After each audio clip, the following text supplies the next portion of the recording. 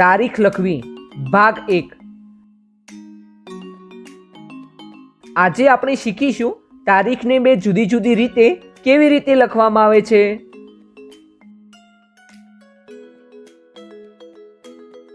Mummy, આજે શિક્ષકે પરીક્ષાનું ટાઈમ ટેબલ આપી દીધું છે। તો ક્યારથી શરૂ થઈ રહી છે તારી પરીક્ષા? ખબર નથી। કેમ? તારી પાસે તો ટાઈમ ટેબલ છે ને? હા છે, પરંતુ આ વખતે શિક્ષકે શું લખ્યું છે કઈ સમજમાં નથી આવતું। કેમ સમજમાં નથી આવી રહ્યું? મને બતાવ। આ જુઓ। સાચું તો છે, આમાં શું સમજમાં નથી આવતું તને? ફક્ત એ સમજમાં આવી રહ્યું છે કે કયા વિષયનું પેપર છે, પરંતુ એ સમજમાં નથી આવતું કે તે પેપર ક્યારે છે। વિષયના નામની સામે તો તારીખ પણ લખેલી છે। આ તો કંઈક અંક લખેલા છે। પહેલા મેડમ આ રીતે લખાવતા હતા, પણ આ વખતે મેડમે શું લખાવ્યું છે મને સમજમાં નથી આવી રહ્યું। અરે બેટા, આ તારીખ લખવાની જ એક રીત છે। જો હું સમજાવું છું, તું આ કાગળ પર તારા જન્મની તારીખ લખ। 6 મે 2008। હવે હું તારા જન્મની તારીખને જુદી રીતે લખીને બતાવું છું। સારું, બતાવો।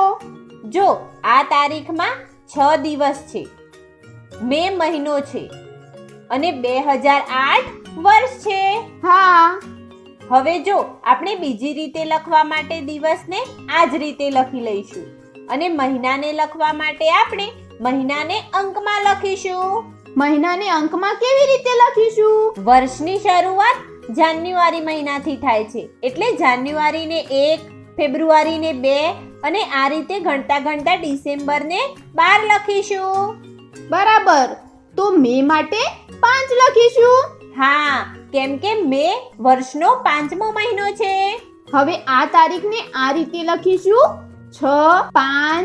હવે આ તારીખમાં ફક્ત વર્ષ લખવાનું બાકી છે। આ તો સરળ છે, વર્ષ તો અંકમાં લખવામાં આવે છે। તો હવે આ તારીખને લખીશું 6/5/2008।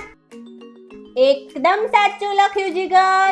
હવે તું તારી પરીક્ષાની તારીખને પણ સમજી શકીશ। પ્રયત્ન કર।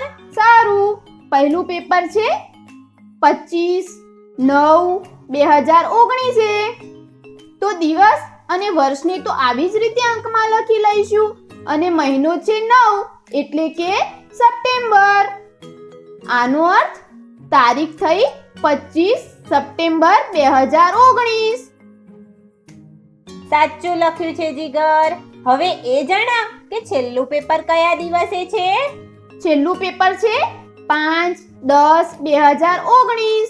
10મો મહિનો હોય છે ઓક્ટોબર, એટલે કે 5 ઓક્ટોબર 2019 અમારું છેલ્લું પેપર છે।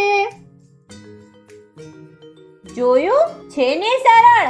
હવે તું બે રીતે તારીખને લખતા શીખી ગયો। આજે તમે શીખ્યા તારીખને બે જુદી જુદી રીતે કેવી રીતે લખવામાં આવે છે।